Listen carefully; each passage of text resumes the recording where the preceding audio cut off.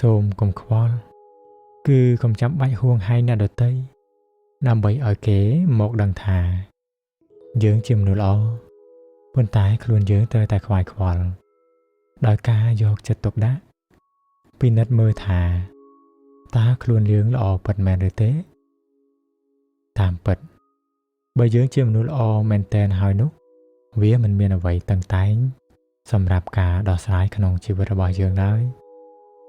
ក្នុងអរហត្តវគ្គទី7នៃព្រះគាថាធម្មបទព្រះពុទ្ធអង្គទ្រង់ត្រាស់សម្ដែងថា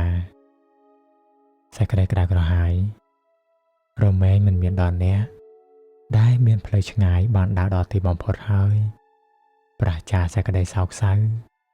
រួចស្រឡះពីការប្រកាន់នៅធម៌ទាំងពួងបានលះបង់ហើយនៅកិលេសជាគ្រឿងចាក់ស្រេះទាំងពួង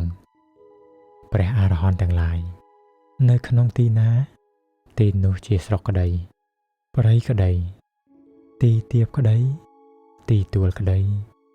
ទីនោះឯងជាភូមិគួរត្រេកអរ